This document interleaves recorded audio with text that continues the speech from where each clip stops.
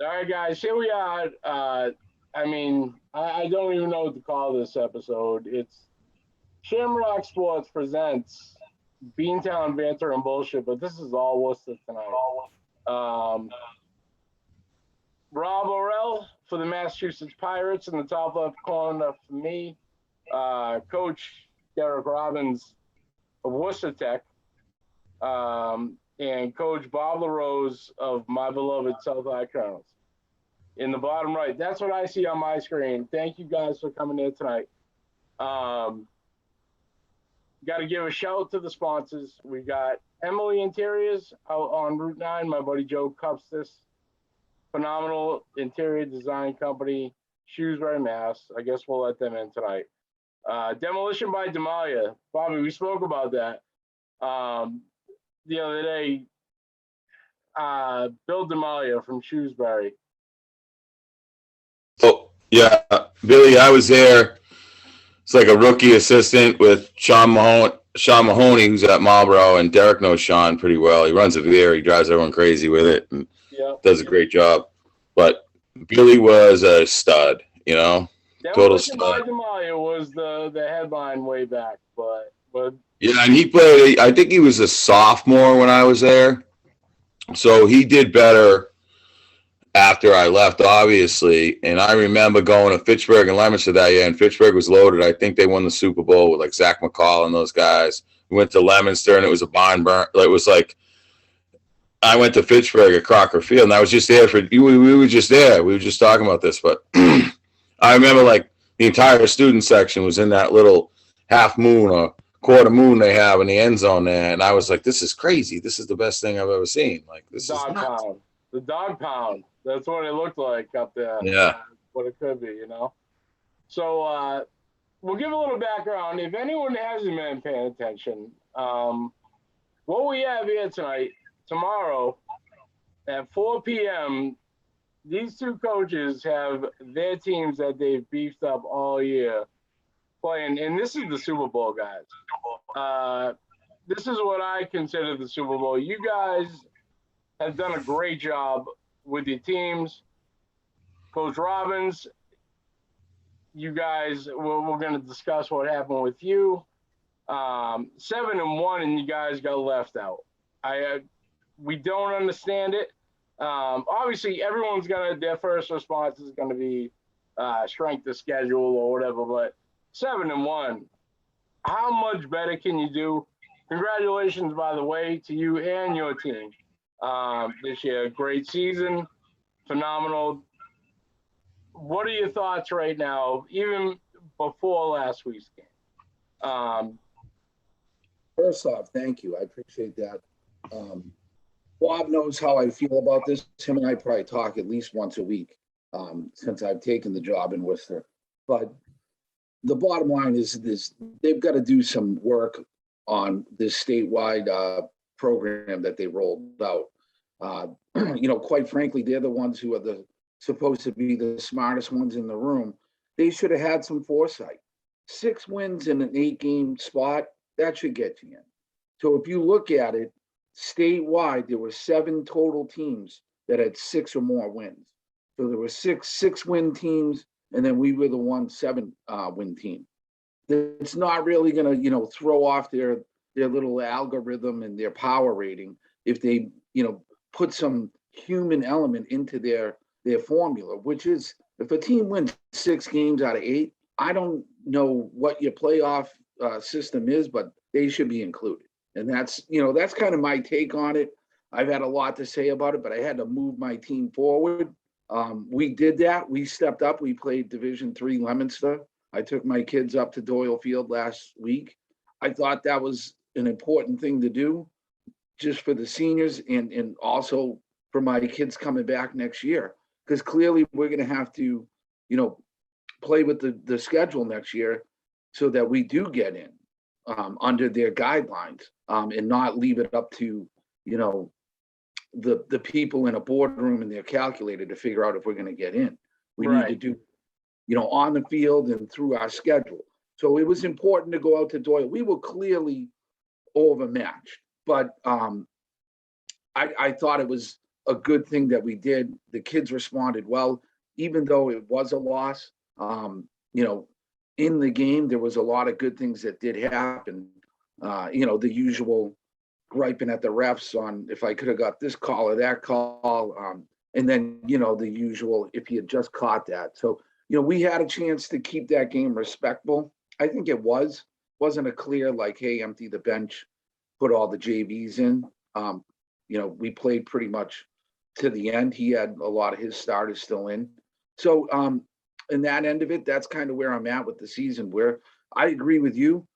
I know Bob and I know his staff and I know his kids. This will be the game.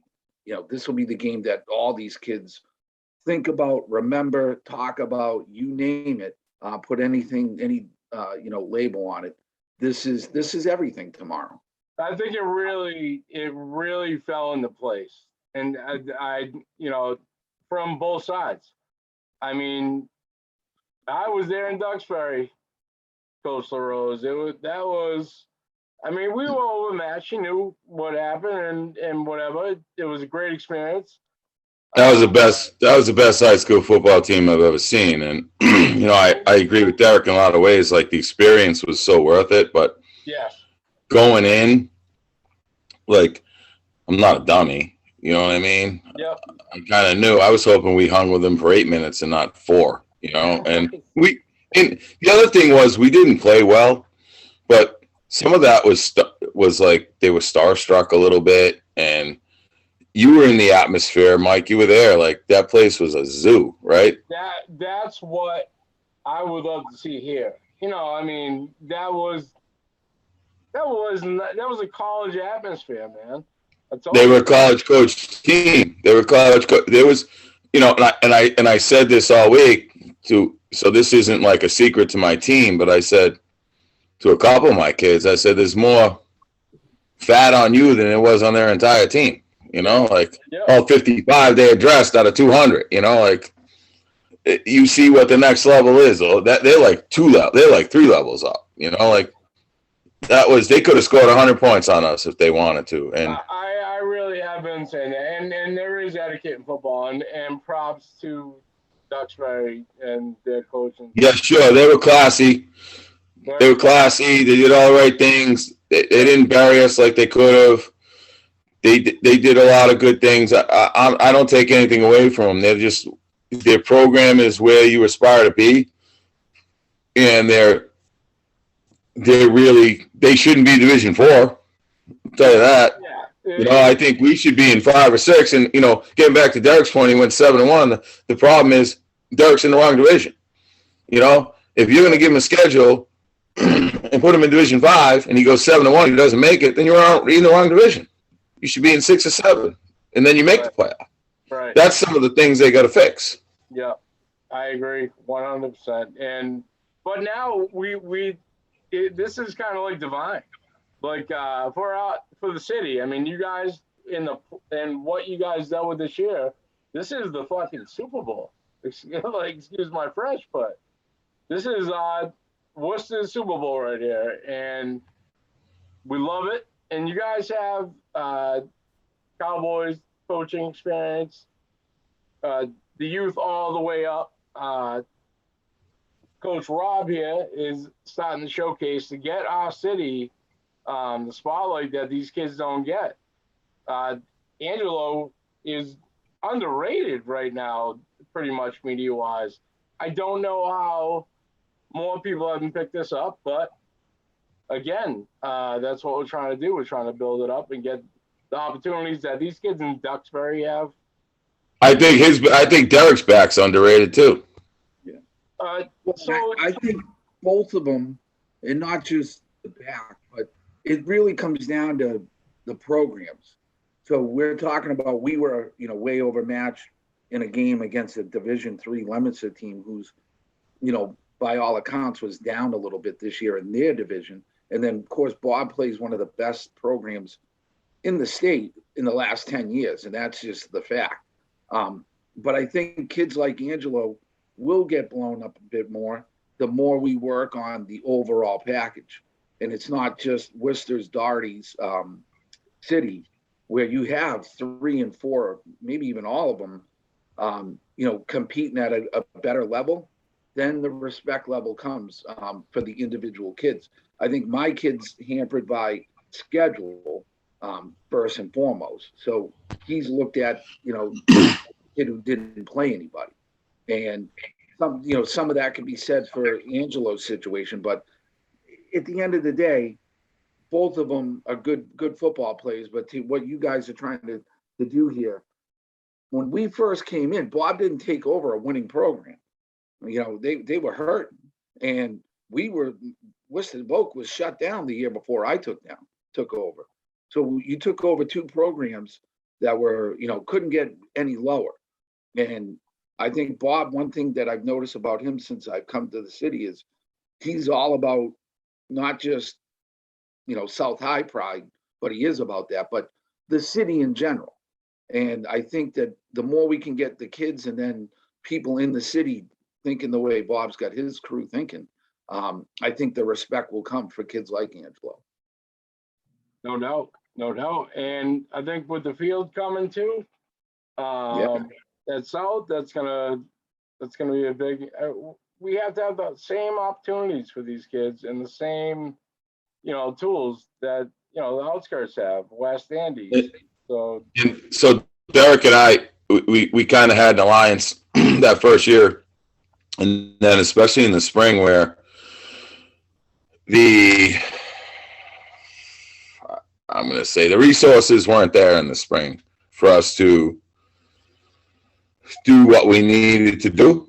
And we kind of fudged it together mutually to get what we could when we could. We scrimmaged each other on a Sunday night, which stayed at 9 o'clock. It was like -8 degrees, I had kids sobbing on the sidelines. That was so cold. But, that was just what we were doing. And I do think, Derek and I's bond from that point forward, it got stronger on, what the overall goals are, regardless of what happens tomorrow, right? Yep. Our kids are nervous about the game big time, which I like, because that means hopefully they show up to play. How many of these kids played together in the Cowboys? Or a lot. So they all know each other, right? Yeah, we'll get some pictures after the game either way with all them kids, and because they all do it anyway. And no matter who we play. We played Clinton. I had pictures getting taken after the game with kids that played. They're all over the place. So, but that alliance has worked well for the two of us. At least on my end, I think it has. And Derek's been very outspoken on some of his things, and he does a good job at beating the drum a little bit better than I do. But there are some things we can't say. So. We leave it at that. Well, I can add to that, just in the sense that so when I first got the job at Worcester Tech, I'm kind of an outsider. I'm not from Worcester. I don't know near the people, and Worcester's kind of like its own little version of the mafia, especially when you get into the certain bureaucracies in the city, especially the school department. And in a lot of sense, I'm still sort of kind of the new guy. And it's 3 years later. I've been, I went through COVID with my kids. I'd go there every day. There's no off season, but I'm still kind of an outsider. And to Bob's point, he's been an ally. And we're going to go to war tomorrow night. Our kids are going to want to, tear each other apart and do everything they can win, to win that game. But it's funny. I thought about it today. Bob talked about the scrimmage in the cold. We were scrapping my first year when we had the full season for, hey, I don't have enough girdles and blah, blah, blah. And hey, Bob showed up, gave me a couple of helmets, those types of things. And then to this year, not a lot of people know my team has been through some stuff this year. And it started, and of course, it's funny and ironic. I got severely injured at our preseason camp out David Prouty. And so there I am on the ground with a severely broken leg in many places. A lot of my kids were, shook up about it. And there again, here's Bob LaRose. He was at the camp. So he's been with me in a sense, even though we're, quote, rivals or what have you. So tomorrow's game, it couldn't be a better opponent. Like, we want to beat them. They want to beat us. But I got a lot of respect for Bob, a ton. He's done good by me since I've been in the city. And like he said, there's some things that, you can't really say in the public eye. Right. But, not everything is, our kids are not always handed a fair hand at the table, if you get what I mean. Yep. Yeah, no doubt. In that respect is mutual, and I tried to do the math today on like our records since we started, and they're almost like identical. Yeah. Legit. Like, it's like crazy. I think we each have 14 wins. Yeah. Yeah. And you can play an extra game. So, because we only had 10 games the first year, but, I looked at it today, I'm like, wow, that's crazy. Like, we're both kind of in the same boat, and like, this is good stuff. And listen, this guy's a good coach, man. So I know whatever we do, he's going to be ready for, we all have our tells, right? I know Derek's going to know our tells. I caught a few of his, you know what I mean? But I know I'm sure he knows mine, so those things will play out, and sometimes they won't, because these kids they're not NFL players. So sometimes those tells don't mean a thing. You know what I mean? It might just be a kid in a bad spot in a bad time. Like, you got to understand that too. These are 14, 15, 16-year-old kids. I do this thing I did it in 2019, right? And I'm going to tell you. So 2019, I had a senior-laden team that I inherited. They were nuts, right? Like, total nuts. They're pretty good. But they had their own faults, right? So I did this thing the last couple of weeks where I did a 2020 team, I called it. So I had a 2020 D and a 2020 O, and I started working it in practice. And it just got those kids that are on the cusp that next year you're hoping to get something out of, a little more motivated to do a little better in practice and things like that. Well, this year, I do the same thing. I write it up. I'm like, okay, 2022, I got my notebook out, I get to practice. I do 2022, and the first time I did it from 19 to 20, and then we don't play in 20. It was like 7 or 8 kids coming off the field and 7 coming in that were younger underclassmen. This year there's 2, and I was like, oh my God, I could just sub these 2 guys in. I don't even have to call it 2022. I could just sub these 2 kids in and take 2 seniors off the field. And Derek's in a similar boat, I think. You know what I mean? Where, he's got Manu, I think, as a senior. He's only junior. You got to deal with him again next year. You got to deal with Angelo, too. So, we'll, That's awesome. Hey, I'm aware. But that's what's fun about it. You know what I mean? When you put it in perspective like that, is that both these teams are back. Like, we're not going anywhere anytime soon. We just got to figure out how the system works.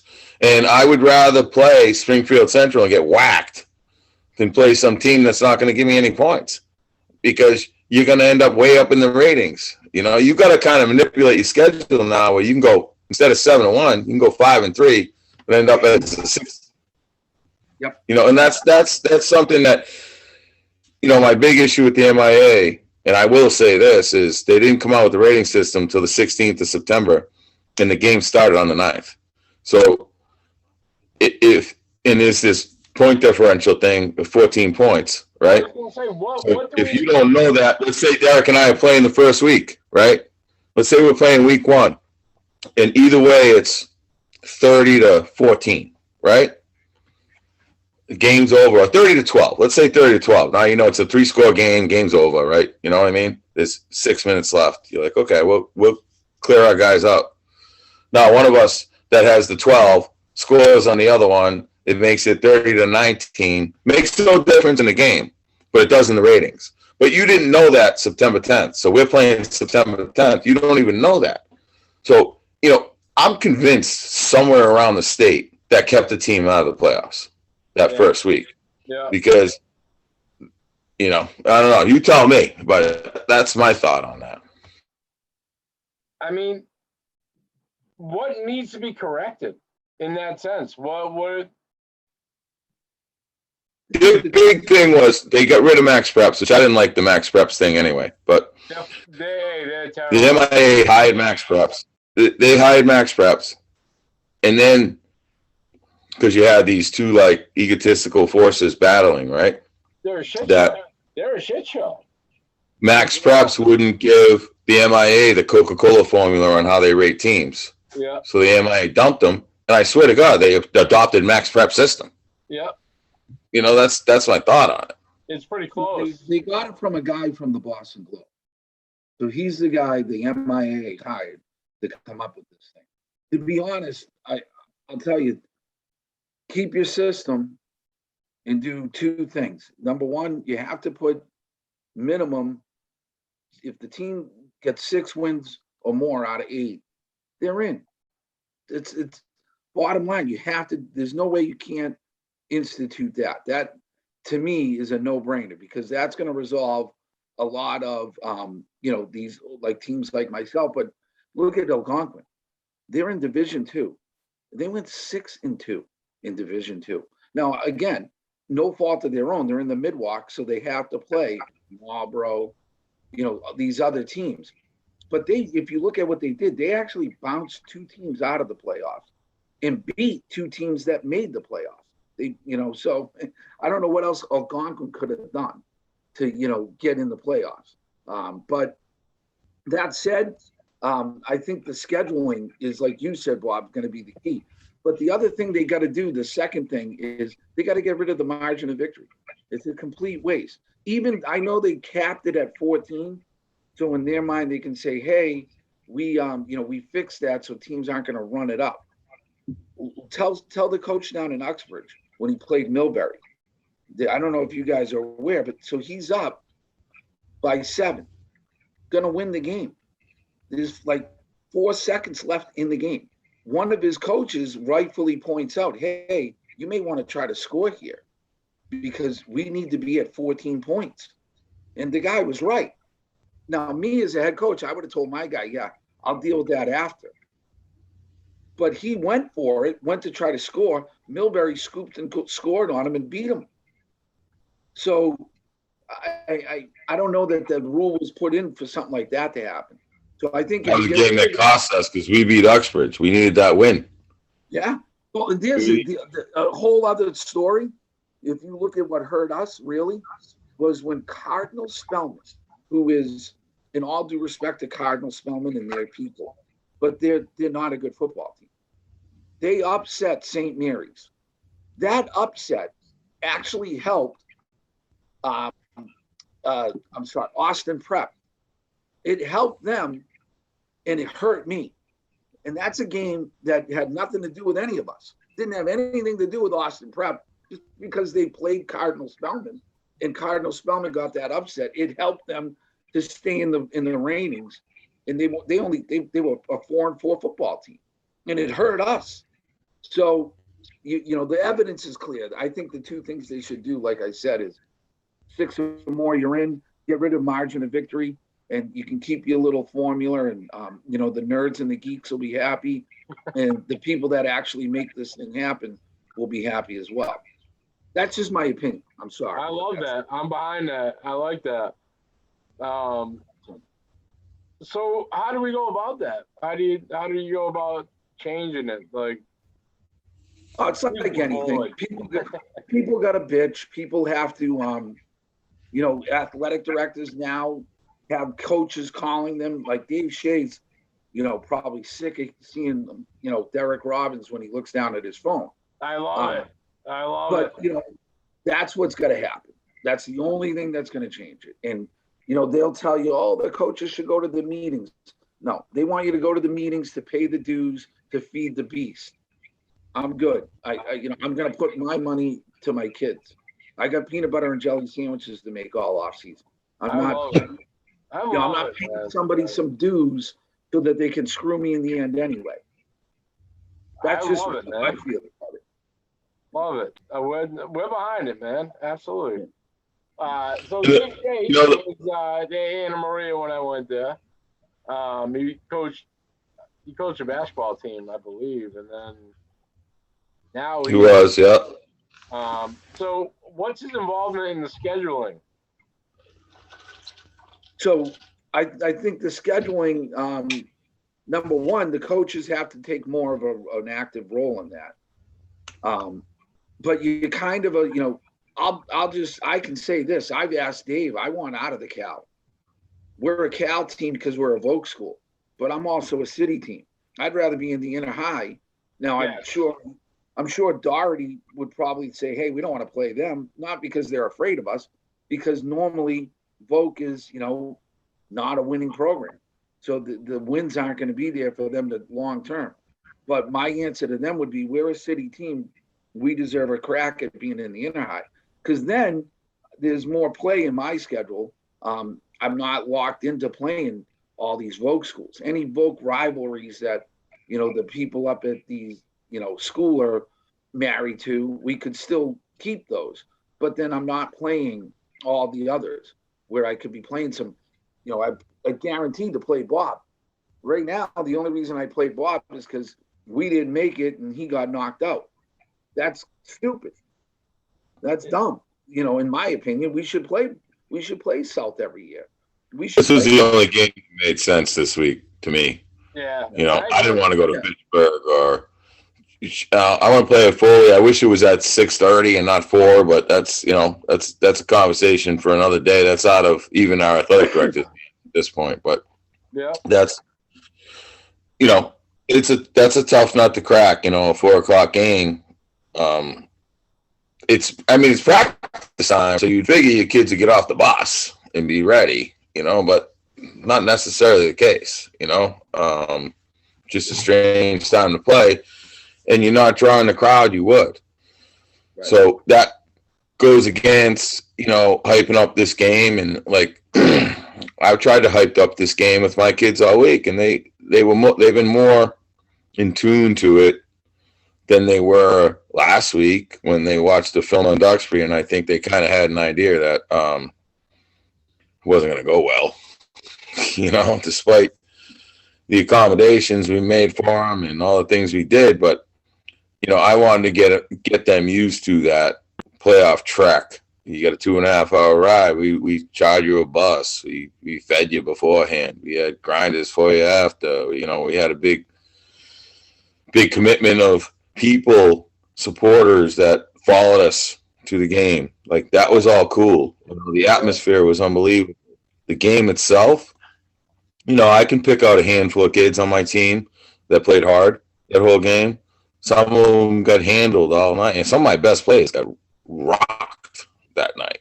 Stevie Solano was a beast. That kid 54 was just ragdolling him whenever I blitzed. It was like that kid don't get ragdolled by anybody. And he's my muscle at practice. You know what I mean? Stevie dictates all that stuff. If Stevie's some of the names or some of the recruits from Duxbury, some of the names of the colleges that they're going to. So the quarterback's going to Maryland on a baseball scholarship. Number 5 is going to BC on a baseball scholarship. 50 is going to Dartmouth. 54 can go wherever he wants. But I guess his grades aren't that great, so they're trying to fit him somewhere. Number 8 is going to Williams. 22 has all kinds of offers, hasn't decided yet. Division I offers. 53 is a junior, who I thought was their best lineman, is a junior, and he's got all kinds of crazy Division I offers right now. He was an animal too. He was an absolute animal. It just goes on and on and on and on. It was like, I was like, you got to be kidding me! Like, come on. And then I didn't think, it's funny when you look at a lean fit team, you don't think they're that big till you stand in front of them, and they're all 6'4".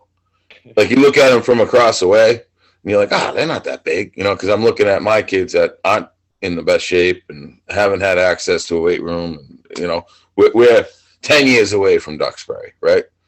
And it was. I talked to 50 after the game. He's going to Dartmouth. I'm looking up at him like, "How you doing, buddy?" You kidding me? This kid, and he was one of 5 that looked just like him. Yeah. Yep. And it was such a cool track. It really was. I didn't like the fact that I had a JV game the next morning at 10 in Fitchburg, but that's, that was a whole different story, Yep. So Coach Rob now in this left-hand corner has been quite. Hasn't said a word. He hasn't said a word. He knows what we're talking about, but so he just started his showcase, man. He's on the same mission to get these kids noticed like they should be. Rob, tell us about your showcase coming up. Yeah, I mean, that is my goal, is just to get guys noticed. I'm from Worcester. I went to Holy Name, back when it was around.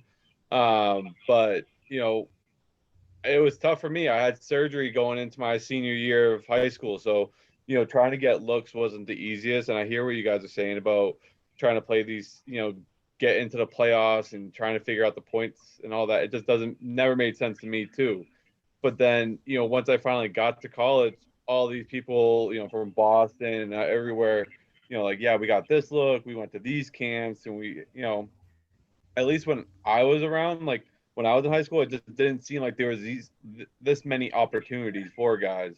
And then I go down to Florida or Georgia, Texas to recruit, and it's just like there's a camp every week for these guys where there are 30 plus colleges showing up and 400 kids at these events. And I'm like, this is great, but like 400 kids, I mean, you're getting lost in those numbers, where what I'm trying to do right now is we're going to have, and I know Coach, you were talking about like an event, like trying to do an event on a weekend or like some kind of, work with these guys every other weekend or something like that. But my goal right now, is to try to get one event where we get some legitimate good colleges there to watch these guys that might not be able to get the looks that, these teams out in Boston are getting.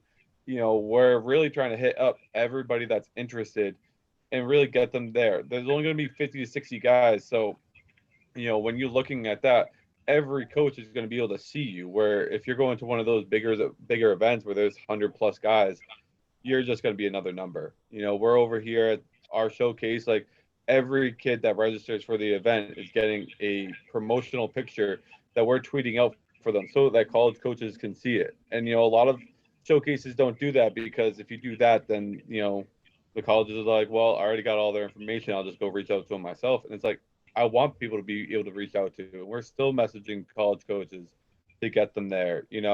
We just, signed, confirmed Nick Hague. He's a local guy. He's going to be one of the coaches at the event. Really, like, they're dedicating their lives to that one sport that they're playing. Yeah, different population. And I think there's a big market for anything football in Central Mass if done properly. Mike, what I'd like to talk about, I'd like Derek to talk about Gabriel Pignon and Gabriel Thorin and Charles Manu and Wyatt and his other running back that's pretty good, and he's got a receiver that's really good, and Keenan Fleming. Like, I want to hear what he has to say about those kids, Let's go. And then you can talk, and then I'll talk about whoever he wants to hear about.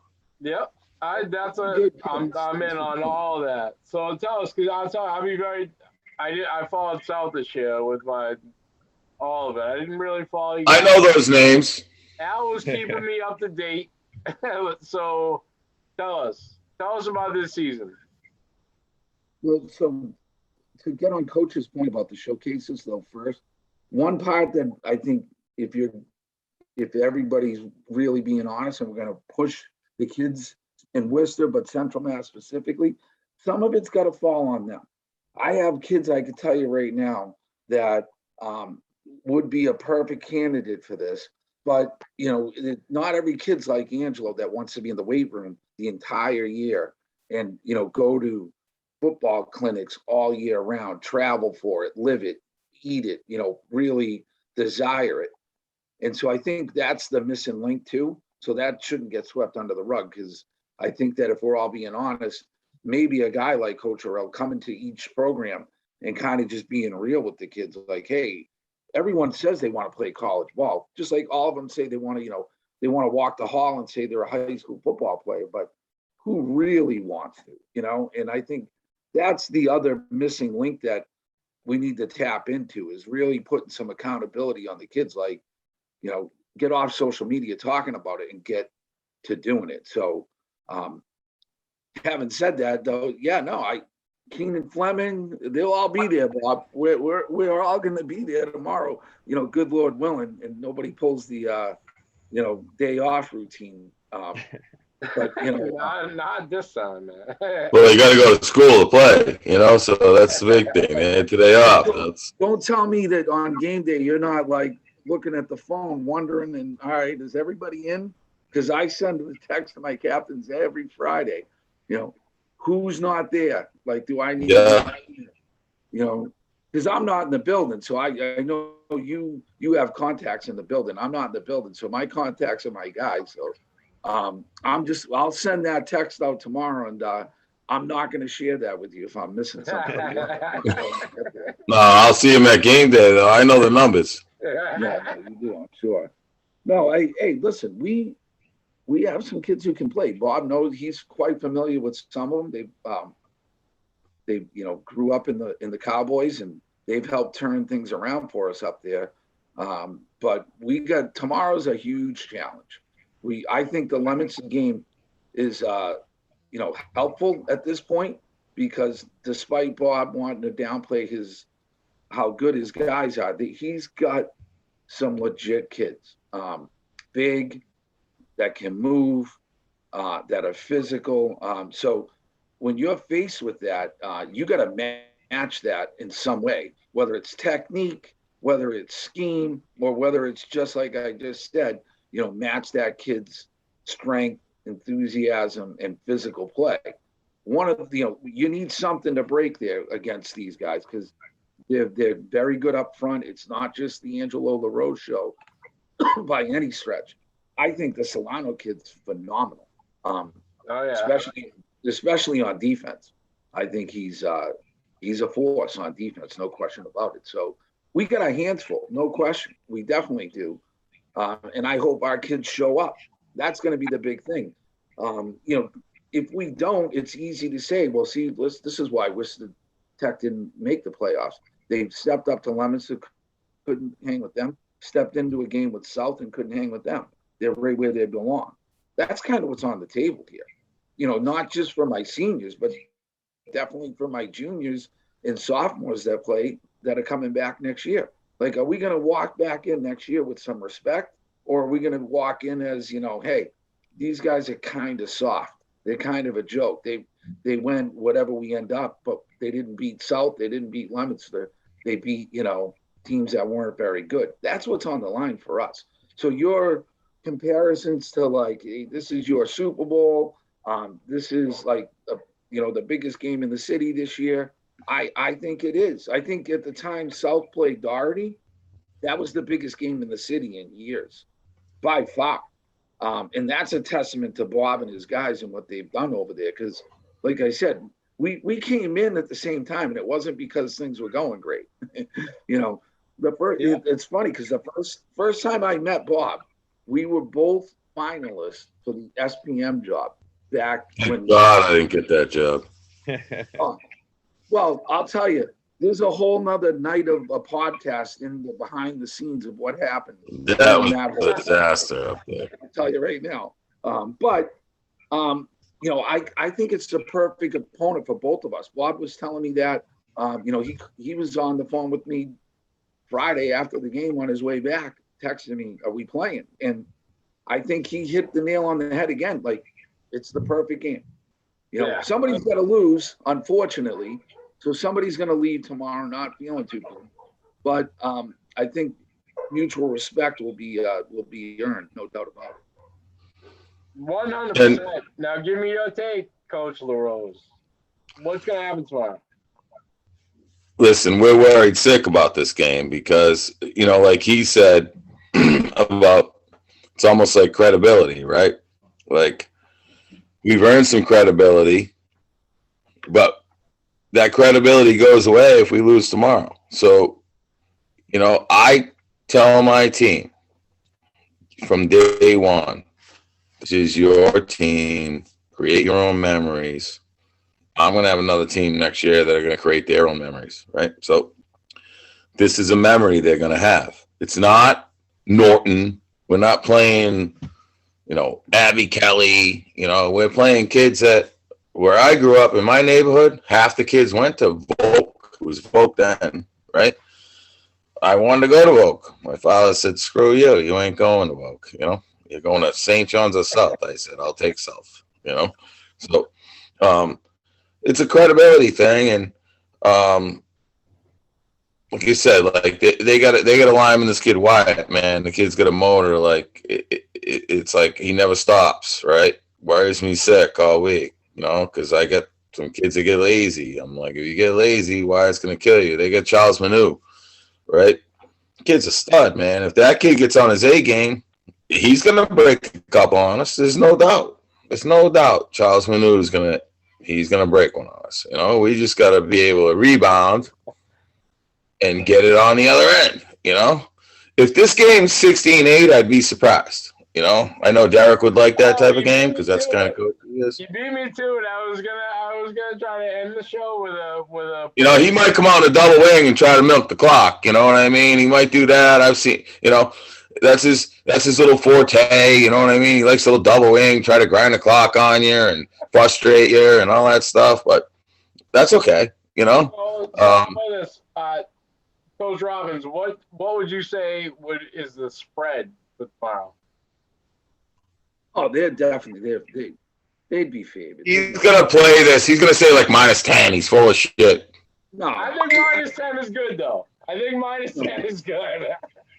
But look, it is what it is. They have one of the best backs in the state, and if the kid does this again next year, he'll go down as one of the best backs in the history of the state. Yep. I coached Cole McCubre, who is the leading rusher in the state's history, at West Boylston. And I've seen what a back like that can do for a football team. So they rightfully would be the favorite. You take your pick on what the spread would be. It's at least a touchdown. These guys are a division up, even though maybe we should both be in the same division, which I think there's some argument there. But no, they're a little bit better than us. And Bob knows I feel this way. I'm very honest with him. Like I said, the guy's been there for me out of anybody in the city. And so the least I can do is be honest with him. But I've manned up and told him that he, 3 games into the season, we're 3-0. And I told him he would beat us if we played tomorrow. And so we got our work cut out for us. I agree with him, though, that we do have some good football players. It's just a matter, are they going to step up? And if they do, to Bob's point, I'll manage the game. I was just going to say, like enough of it, it's going to come down to who's the better coach. You guys might have to fight after the game. We might have to set this up. You can only scheme so much, Mike, though, man. Sometimes it just comes down to your players, bro. Like, that's we went you got to get off the bus. We went to play Assabet this year. Everyone thought we were going to smoke them. The problem that nobody looked at is Assabet's first 3 opponents were freaking really good. They played Millbury, Leicester, and Maynard. All 3 of them very good football teams. So when we showed up there, they weren't as bad as everyone made it out to be. So I don't know that I was a good coach. My kids, in a lot of eyes, laid an egg, but I really think Assabet played well that night. And again, we, managed the game. I don't know if I out-coached the kid, but, I knew when to hold on to the ball, when to kick it out of bounds, all those things come into play. And as a coach, I love that. I tell my kids, you do your job, give me a chance, and I'll give you a chance. And it works both ways. So if a kid drops a punt, he's not really helping the cause. If I call a stupid, blitz on, 3rd and long and we get burned on it, I'm not helping the cause. So it's really in tandem. So how this thing plays out, as long as Angelo doesn't show up and want to ruin the party and have everyone go home early, I'm just hoping to get a chance to manage the thing. Awesome. I'll tell you. And that, LaRose, like you said, a quick one first before you even talk. Duxbury. There's some things for 4th and 1 early, and it was a monstrous call. I gave you credit for it when we were at the JV game. Early in the Duxbury game, Angelo crushed it. It didn't turn out well, but I'll tell you this. I'll tell you this about Derek. He goes for 2. He's gonna go for it on 4th down. Okay. And tomorrow, he ain't playing conservative. I'm gonna tell you that. I know that 1,000%. I ain't expecting him to be conservative. I haven't been all year. I went for it on 4th and 3 against Doherty at the 16 coming out because you can't beat Doherty unless you go for it. That's the way it goes, right? You got to go for it. In this game, there's really nothing to lose, right? There's nothing to lose. So you bring out your stuff. You do it. Well, listen, neither one of us run any complicated shit. You know, he runs an I and a double wing. I run basically a wing T out of a shotgun. It's not like complicated. It's like step up. It's not like he had to sit down for 10 hours and figure out what the hell we're doing. You know, same on this end. We know what they're doing. They know he knows what we're doing. Yeah. Very simple stuff. You know, just gotta stop it, man. And that's it. Or you gotta execute. You know, you execute. You do what you're supposed to do. Like the chips fly with it. Our team does feed off of Angelo, so if he gets rolling, we play way better. You know, that's just part of it. And if Manu gets rolling, they're gonna have pep in their step. So it's basically that. You know, I think their quarterback is underrated, very underrated. Scrambles around a little bit. He's got a bit of an arm. You know, he can burn you if you're not paying attention. They do play action well. They run their waggles well. They like that mesh. They like a bunch of stuff that is really good stuff. It's hard to stop, man. It's hard to stop even if they know it's coming. So yep. You do your stuff well, you do it well. It's very simple, you know? Phenomenal. All right. Like that. So what do you call it? You said 16-8. That's your call? Tech, 16-8. No, that's bullshit. Yeah, right. I won't even ask. I'll tell you that. I'll tell you what, man. We'll do it again after this game. I'm looking forward. We're what? 24 away. 20 hours away probably till tomorrow. You guys look. He's got to hope they all show up to school, Mike. That's I know. I know that Derek and I are more worried about that than what happens at 4 o'clock. We just we want them all to show up. There's a whole first half of that day, right? Awesome. It's get to school. If you get beyond 9:30 and everybody's in, it's a good day. It's a good day, right? Good start. Phenomenal, man.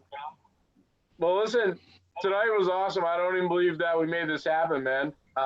Good luck to both you guys. Obviously, Coach Robbins, I'm Colonel Pride all day. So, you know what I'm all about. But thank you very much. And I'll tell you, man, it was a pleasure watching the interviews they did. I really researched you tonight for the first time before we get on. You guys are on the same mission for the city, which is overall what we're about, you know? I told you Derek was the guy, man. Yeah, you weren't lying, man. You weren't lying. He credit to Al Dancy, too. He's had nothing but great words for you.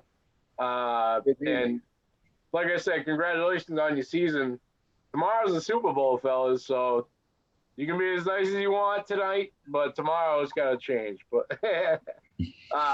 Coach Rob Burrell for the Massachusetts Pirates, thank you for joining us tonight. You guys, we'll do it again. Thank you for coming on tonight, and we'll see you tomorrow. See you, Coach. Have a good night. Good luck, guys. Thank you.